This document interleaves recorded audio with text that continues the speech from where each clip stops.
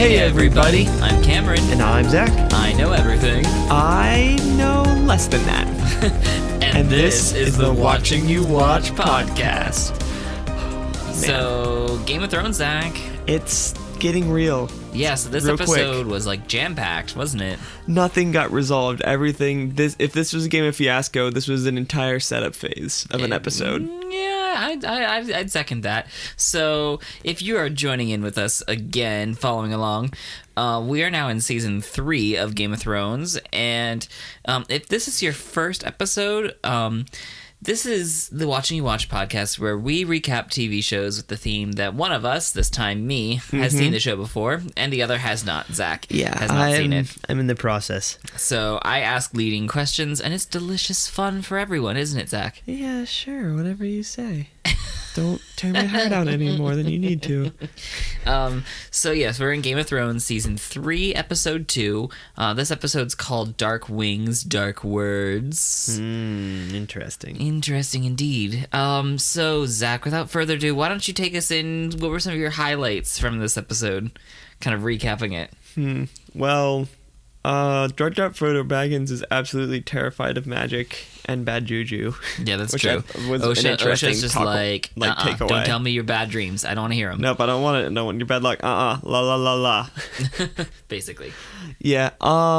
Let's see. So basically, the big thing that happens with Bran and crew is they pick up some other dude, the dream boy, and his wolf coming of age dreams or whatever. So he's finally gaining his superpowers and becoming a warg or whatever they said it was.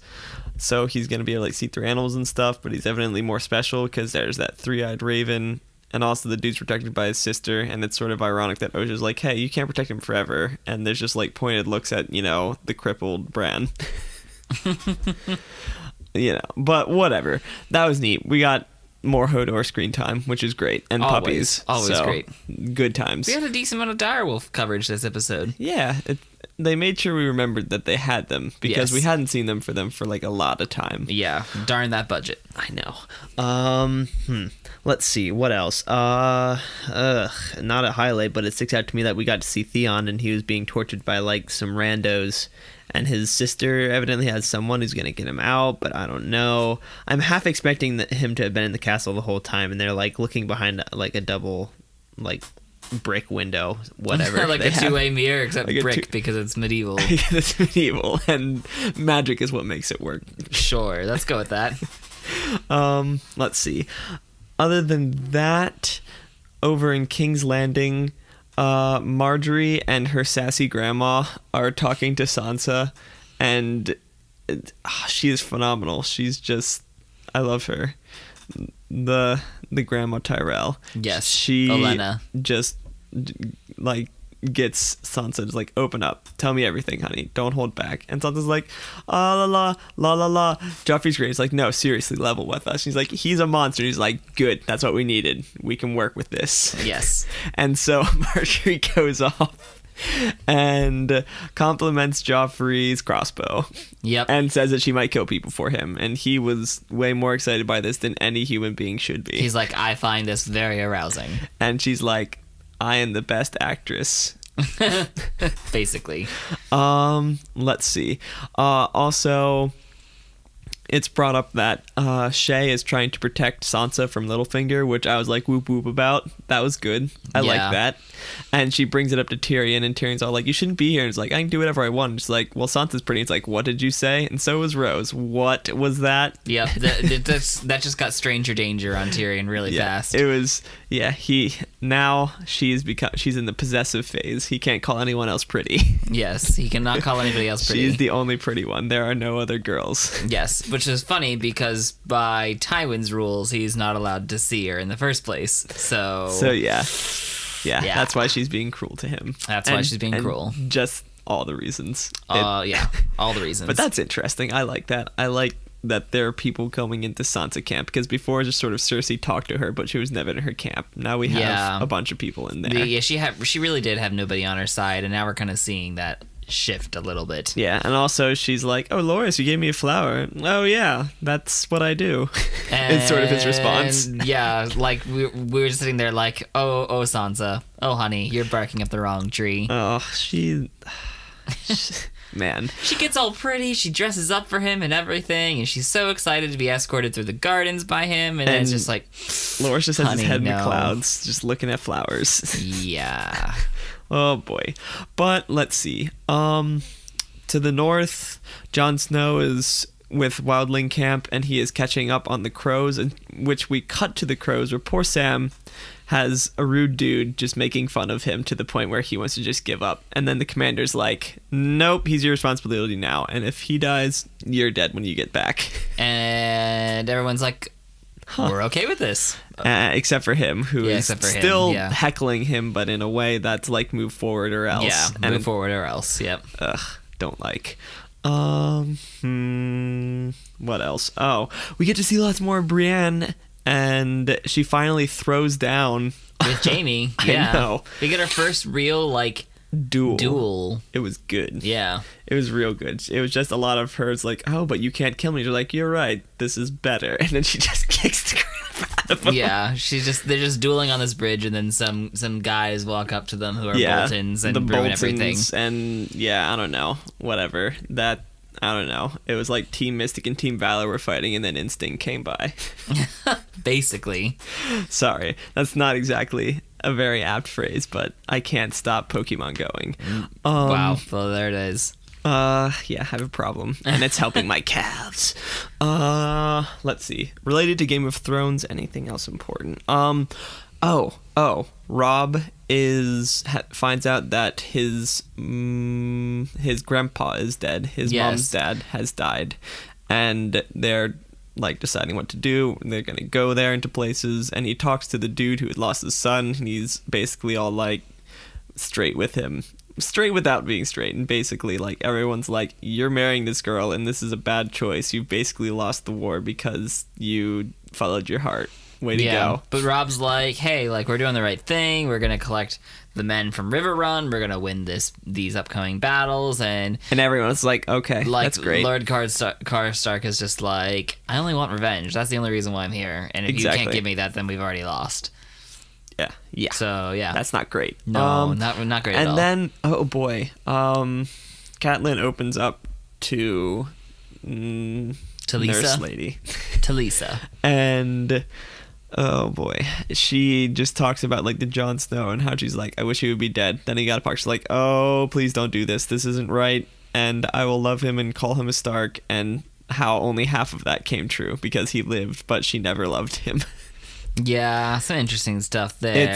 A lot of baggage. A lot of baggage, and a little bit pointed, bringing someone into the family that she didn't want to be there. Yes. That story. Yeah. Also, Talisa was not very good at like just talking to her at all. Not really. So, well, why don't we jump in and kind of start dissecting some of these things, because there's a lot to unpack from this episode, and a lot of highlights. Some of my favorite moments, actually, from all of Game of Thrones, happen in this episode. But more on that later. Let's jump right into where this episode ends, but also where it begins. With because there's Brienne and Jaime. But they're talking in the beginning of the episode about Renly a little bit, and Jaime's kind of goading her and asking. Yeah, it's like, "Oh, you liked him." No, I didn't. Yes, you did. Shut up. It's literally how it went. Basically. But then Jaime says something really interesting after all that teasing. He's just like, "Whatever, I can't really hold it against you because we can't choose the ones we love," pointed glance. And like Brienne just doesn't really register that, but like we as the viewer can understand, like, oh, he's talking about Cersei. Exactly. So what do you think about that kind of thing? That's interesting. I mean, what do you think? There's like this weird commonality between them in that. I think it's more that I don't know. Jaime's trying to work all the angles, and yeah, maybe he'll say something tender, but he doesn't mean any of it. Mm-hmm. I mean, he means it to his ends. Maybe he was actually consoling her a little bit there, but mostly he just wants to keep her off her game. Do you think that, there's some, like, earnestness at all about that. Like he actually identifies with her a little bit because like possibly, but the thing with it is he wasn't identifying with her. It's more like he realized like, oh, I guess we're kind of similar. And when he thought about himself, it made him want to open up a bit. Yeah, it wasn't about her. Are you kidding? This is Jaime Lannister. I mean, yes. I think it is interesting though, because when I first watched this, I didn't even think to compare like that like weird romance that Brienne had for Renly, this torch that she carried for him, as the same thing at all as what was going on with Cersei and Jaime. But they're both these very like forbidden loves. Yeah, or loves that really wouldn't work. Yeah, or really shouldn't work. Really, yeah, obviously. But yeah, I don't know. I just find their relationship interesting because it's funny because he like breaks down stuff when she's thinking, is like, oh, you could do this or that, and man, I love to see you like agonize over these choices. Yeah. Well, that's interesting, but I do really want to move on to something that I think we're going to talk about a lot this episode, and I want to move on to the Tyrells, because this is the first time we really get to see them, like, the inner workings of how Tyrell house works. And we meet Lady Olenna, the Queen of Thorns, as she's introduced. Thorns, that's awesome. At first, so I don't know. What were your first impressions of Lady Olenna? I want to give her the crown. She was awesome. That's what I turned over to Karen saying, can I give her the crown? Can I give her best plan? Can I give her Stark of the Week? I'm half tempted to allow it, I'll be honest. No, but she's just a very interesting character because it was very insightful as to the Tyrell family and how Margaery works on the inside, because she Sassy Grandma don't care. Yes. She wants the information when she wants it.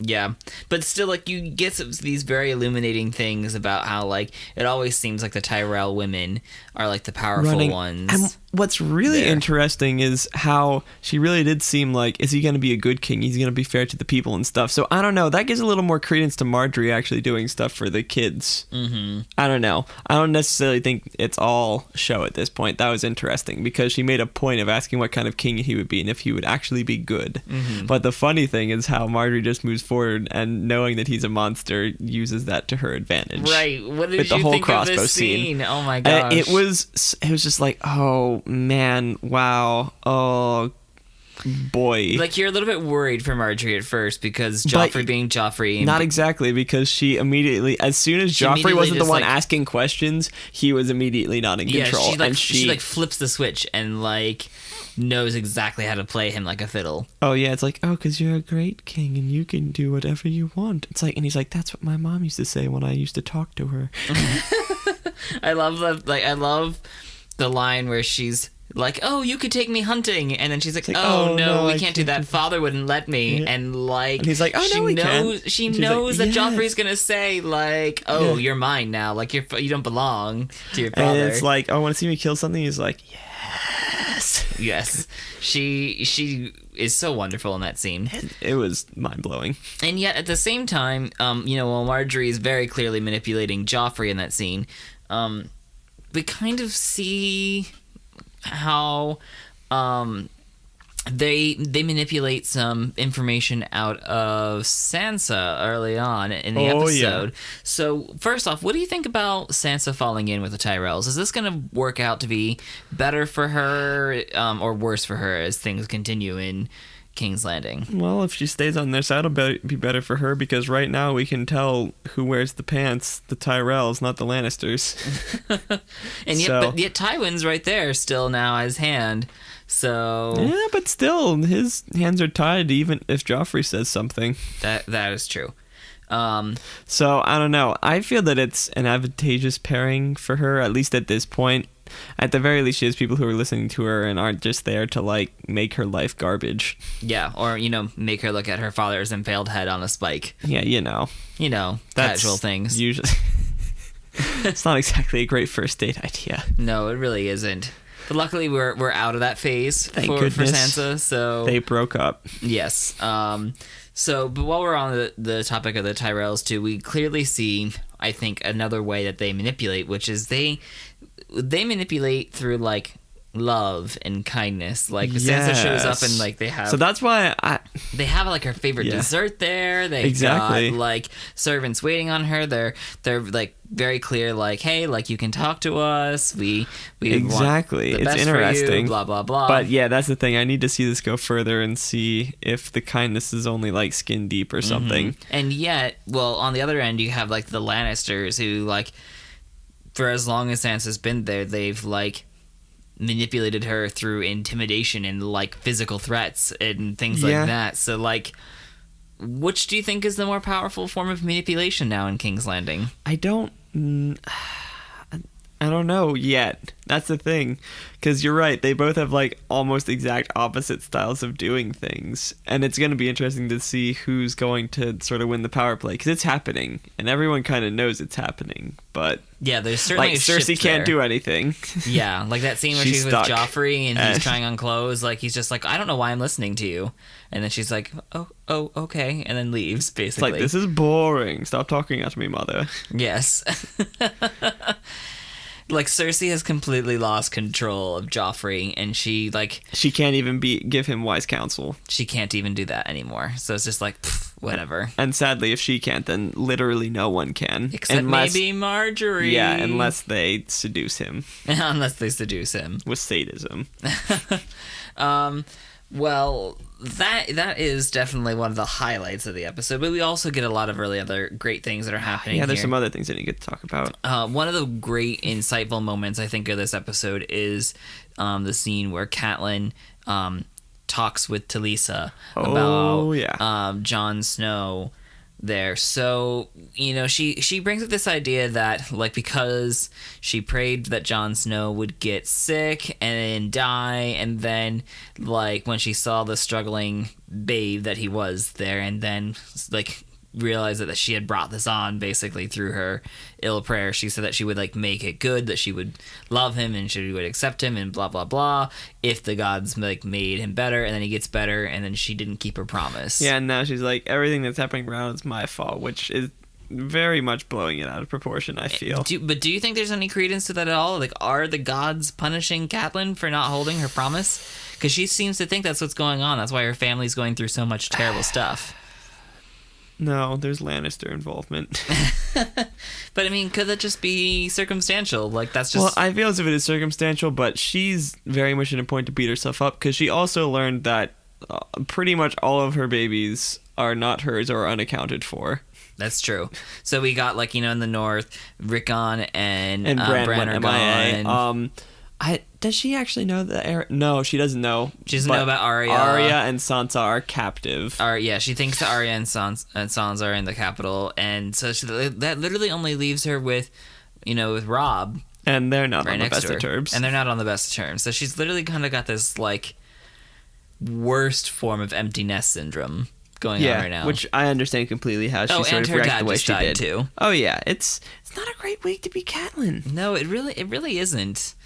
The poor woman just can't get a She, break here. she tries to do the right things, and stupid love and bad things keep happening. And yet she's there doing her voodoo stuff and Yes. trying to... She's making all of the dream catchers. Yes.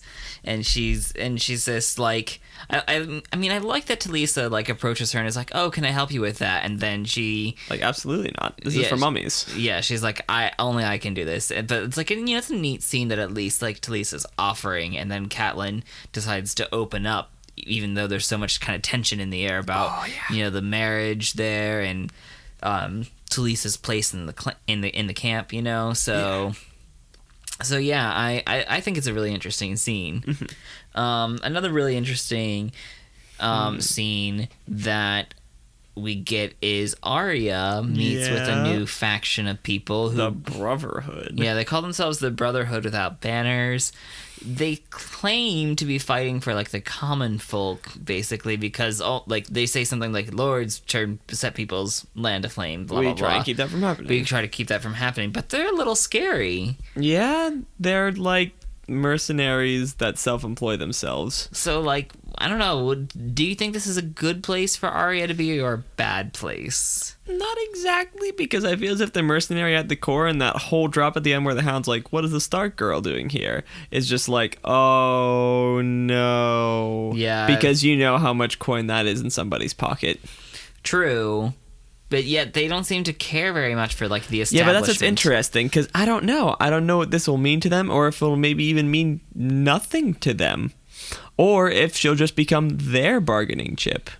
And yet Arya just has this way of finding herself in the worst possible places. Yeah. Every time, without fail. Which is interesting, because, yeah, just, like, randomly the Hound. It's like, dang it, right there. You were almost there. They were going to let you go. They kept their word. The last time we saw the Hound, he was fleeing King's Landing. Yeah, because like, it was I'm done on fire. with this. Yeah. I'm done with this. Yeah, he's no like, more I'm fire. done with this. And then it's kind of funny, too, because when we last saw the Hound, he was offering to take Sansa out of King's Landing. Uh-huh. And she's like, no. And then who does the Hound run into of all people? Arya. He's plagued with Starks. He just can't get away from them. Aw. So yes, that's there. We also have several new arrivals in this episode that we think are worth mentioning. We've already talked about Olenna, but we meet Jojen and Mira Reed. We also meet a new warg character in the north. Yeah. What did you think about some of these new characters? I just find it extremely interesting. It's kind of weird, because the dream kid was all like, you know, it's like our fathers served in the war together, so that's interesting because those ties still bound them together. Mm-hmm. Also, it's not great that the warg in the north saw the crows, because pretty soon Jon Snow could be fighting his bros, which yes is rather soon. So why don't we move into our weekly wrap-up questions? Mm-hmm. I know we could probably go on and on and on talking about all the, like, dense stuff that's going on in this episode. But we need to come to a close sometime, so let's begin with Stark of the Week. We see a lot of the Starks. We see basically everyone all the Starks that are still around. We see this episode. So who would you award Stark of the Week to? I actually want to give it to Sansa. Okay. I feel it was a really huge step for her to open up and rat out Joffrey, because that was her entire thing. And she wouldn't even, like, leave when she had a good chance. But this is her first signs of being like, there's a way out. Mm-hmm. I've got to get out. Yes. And actually letting herself do that, because she's nowhere near as brave as any of her brothers and sisters. She's doing it without Littlefinger. Exactly. So that's good, I guess. That's really good, because Shay has a great point. I don't trust any of his anythings, because all of the things he's saying is just a means to some sort of not great ends. I love that scene where like Sansa's getting dressed, and she's like, Littlefinger doesn't love me. He's old, and then Shay's like, men don't see it that way. Like, it's very telling. It's like, well, what do? I'll get him to stop. Yeah, she doesn't say specifically, but you know, like, Shay's like got like 100 different scenarios running through her head at that what she would do. It's like, and that's awesome. Yes. Well, that's great. Sansa doesn't win Stark of the Week very much, so I'm happy you were able to give it to her. No, I feel as if she earned it this time. Okay, so who wins the crown then? Is it Lady Olenna? You've already mentioned your desire to do that. Okay, well, I just really liked her as a character, but I feel the best, crown is definitely Margaery again, because she took the information she got and expertly used it to her advantage. Yes, she's only pressing her advantage. Yes, she is. Whereas everybody else is kind of floundering. Like Cersei's kind of floundering. Cersei can't do anything. Joffrey doesn't know how to do anything. Yep. Tyrion's just like, oh gosh. He's just got to keep status quo, because he's just like, I just want my lady to not get beheaded. Yes. Tywin's just like, family, honor, war. Yes. Well, you know, that's just his thing though. And we didn't even see Tywin in this episode, and yet, like, you know, if there's any clear victor for the crown this week, it has to be somewhere within House Tyrell. Yeah. It just has to be. It has to be. Because everyone else is just trying to keep their status quo and keep the war going, and since there's been no decisive battles or real big things done, I can't really give it to anyone else in good conscience. Mm-hmm. So we don't really have any. I don't think we really have any deaths to cover, like on-screen deaths. this episode. So why don't we move on to plans? Who had the best plan? Who has the best plan moving forward this episode? Who has the worst one? I can definitely tell you who had the worst one, because let's see. I don't know exactly where they were on the map, but I feel as if Jaime made a very poor choice by making a scene on the bridge. Of course, he could have been found by some Lannisters, but there's more people out there who want to hurt him than want to help him. That's a good point, you know. So while it was a gamble he was willing to take, I do not feel it was a wise one. And also, he tried to fright Brienne. That was also really dumb. But I mean, Jaime's like a renowned swordsman. Like that. If there's anything that Jaime's known for, it's that. Yeah, but he got trounced. Yeah, only because he was handcuffed, though. I don't know. I don't think that would have mattered. I mean, either way, they get picked up by the Boltons. So yeah, so that's not great, because that's another family for me to remember. What about best plan then? Best plan moving forward. And as funny as it is, I feel that Margaery should win the crown. I don't feel like I can give her best plan. Oh, because she's falling in with Joffrey? Yeah. Even if she's the one in control, that's just awful. It's terrible. Why? Unless she's immediately gonna murder him. It's like they kiss, it's like, we're married, and then there's a bolt out the back of his head. It's like, oh no, it looks like I'm the queen. She uses yes, she uses that crossbow, like she accidentally causes it to go off, and he takes a bolt to the head. Yeah, while they're hunting or whatever. While they're hunting. There we go. That's how it happens. Hunting accident. Everybody would totally believe that, because women aren't supposed to use crossbows. It was his own stupid fault for being a stupid king. Let Margaery rule. You can't let the woman have the crossbow, therefore she should rule. I mean, and while we're talking about crossbow / phallic symbol. Yeah, that was so overt, it was ridiculous. Oh my gosh, she's caressing it.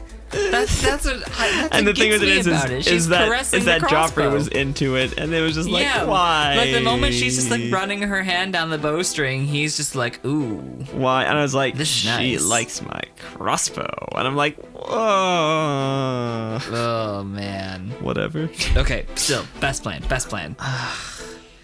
That's really hard to say. Crap. Okay, well, oh, let's see. The Hound outed Arya. That could be a good plan for him. No, I don't know how I feel about that one. What about Bran going north to the Wall? Unfortunately, I have knowledge that that's not the greatest thing to be doing right now. Unfortunately, while it is a fantastic plan to get away from all the conflict and stuff that's happening, oh boy. Okay, what about Theon and his tentative escape? Is that gonna work out well for him? I'm still kind of thinking there's a two-way mirror. Yara's just there, just like sipping cocoa, like, so how are you? Welcome to the second torture room. Nice. Like he gets out of the first one. And then gets into a second one that's even worse. There we go. It's like, that was thumb screws. That was dumb. And we're gonna teach you why you shouldn't do that ever again.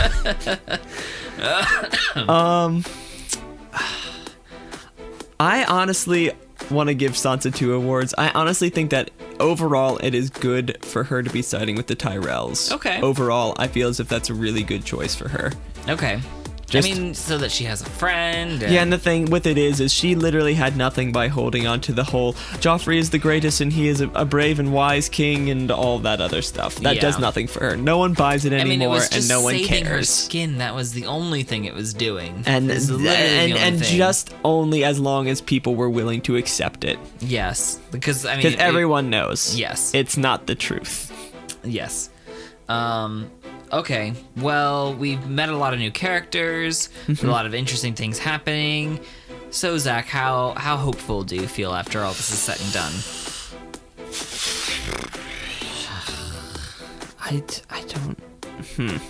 I don't know, because there's like a lot. I guess the whole thing with Rickon was actually very encouraging, but there's a lot of things that got left on an oh crap, that's not great note. Yeah, like the ending battle between. Yep. Brienne and Jaime. There could have been a better result. There could have been a better result to a lot of things. I mean, like, there's an imminent wildling crow encounter, and just, all the random stuff that's happening up there. There's a battle coming for Robb and his troops, and not one that people are, I don't know, morale is low. It's not good. It really isn't right now. Only his and Delisa's morale is high. Yes. They sapped it from everyone else. That's true, because they're in WYW. They're gonna die so hard. I feel like almost every episode I could give that worst plan. Worst plan is your marriage. Worst plan is marriage. But I'm honestly going to put it at a 4, though, because the whole Rickon thing actually gives me a decent amount of hope. It's funny that we label 4 as a decent amount of hope. Well, Zach, as always, it's fun watching you watch this show. I'm glad you enjoyed this episode. It was definitely full of a lot of information, but, I mean, we got to see the Tyrells, which is, in my book, always a good thing. Yeah. So, if you have been following along with us, we'd like to hear from you. Perhaps you've got a leading question for Zach. Perhaps you're as much a fan of Margaery as he is, and you want to talk about that without any spoilers. Butter, only margarine. So you can connect with us in several ways. You can connect with us on our YouTube channel. Perhaps you're watching the video version of this podcast there. So leave a comment, like, and subscribe if you're doing that. Yeah. You can also connect with us on Twitter and on Tumblr. We're at Useful NPCs on Twitter. So definitely just tweet us a question if you've got one. Yes. We'd love to use them in our recaps of this. You guys know what's coming if you've seen it before. I mean, come on, Zach. You know that this is gonna be a crap show all the time. I hate it, and I love it. It's terrible. I know. It's like food spoon feeding myself needles. I was gonna go with like hard drugs. That's what I was gonna go with. Interesting. Like, they're so bad for you, and they're gonna kill you. And if they don't kill you, then the sketchy drug dealers will kill you. But they're so dang good. Is HBO the sketchy drug dealer? I mean, is HBO gonna kill me? Maybe. I need to read the fine print in my contract. They'll be like, "You stopped watching Game of Thrones. We're done here. We need our money back, or we're breaking your kneecaps." I need those kneecaps. And then we'll stab you in a back alleyway, and no one will question it. But I just HBO. Oh my gosh! But I just want to play Pokemon Go in peace. But HBO is gonna knife me. Yes, that's how that'll work. Pokemon Go, be careful. HBO will knife you. I mean, HBO might knife you anyway because they're just like, listen. Don't make any ideas for hit blockbuster TV shows. They will murder you. They are a mafia group. And if you have a good idea, it's like, wow, I have this really great epic sweeping idea. It's like, can I borrow that manuscript for a second? Yeah, sure, random guy. Bam! And it's ours. At least for the next, 2 or 3 years while Game of Thrones remains on television. Yeah, and when they decide that they want to make a Dune TV series. That would be so awesome. That would be pretty rad. And yet if so they did it. Unlikely. Yeah, but I would so want them to do that. Yeah, but you know what else I want? They chopped Ned Stark's head off, right? Yes. Why don't they just straight up Futurama his head so he's alive forever? That makes me wonder, is there a Futurama episode where Sean Bean's head is in a jar? If not, there should be. Darn it, but it's not coming out again. Yeah, that's true. Darn it. They just need to make a 15-second clip of Sean Bean's head in one of the jars on a big robot burning like the Lannisters. Although the Lannisters by that point will be so inbred they'll just be like mutants. Yeah, they'll be like worm people. Yes. I like this. Like they have the blue pigment skin and no vertebrae and nice. Yep. They never had any vertebrae. It's a common misconception. It's all cartilage. Well, it's all relative, I suppose. I mean, we could crack a joke about how spineless Joffrey is or something like that. I don't know. It would be timely, I suppose. It would be timely. It it would be what everyone's expecting. Okay, well, we really do need to wrap this up, Zach. So, Yes. while we're closing out here, who would win in a cage fight? Ooh. Between Brienne. I didn't even say who it was yet. She would win. Who would win in a cage fight between Tywin Lannister and Lady Olenna? Ding, ding, ding. Who Lady goes? Olenna, hands down. She would like just spider up like the cage and then just like come and pile drive down on top of me and be like, oh, my family. It's like, yeah, I bet your ancestor felt that one. He couldn't even handle it. Like a very bossy woman. You've never seen his wife. He must keep her in a room. So I don't even know if he knows. It's like, you're a woman. Let's dismiss you. He's like, yeah, you're probably right. She turned around to pick up the chair and turn around and swing it in his face. Biff. Yes. I love it. Perfection. It's the best. I'm now picturing Lady Olenna in a luchador costume. She And was it's the entire wonderful. time, and her hair is actually an afro. That's also my canon. Oh! We haven't She seen was her hair keeping yet. it under like the drapey She thing. came under the drape, but whenever she busts it out, it's just There like we go. It's just like a big old fro. Yes, I'm imagining like a big old white grandma fro. Yes. Like it's like Oh, a big yeah, like poofy Shepherd Book. Yeah, like a big like a big poofy white snowball. Yes. Oh my gosh. Perfection. She's my favorite luchador. What she would be? She would be something with roses. Something with a flower. Something flower. Floor. It would be I don't know. something. Oh, I don't know. Like I'm trying to think of some sort of flower pun. And I'm coming up yeah, blank. I know, me too. And I don't know sucks. Spanish very well. Oh. I was Yes. thinking like for a Spanish like luchador, like Diablo del Flor or something like that.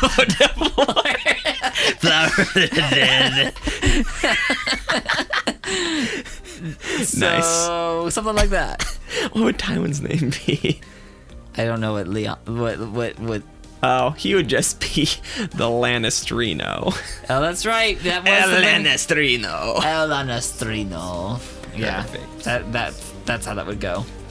Okay, well, thanks you for bearing with us through that. We just needed to get that out in the open Because we need our headcanon to make it through this. we do. Okay, well, we'll see you next time. The dragon be with you, and Brienne, guard yourself.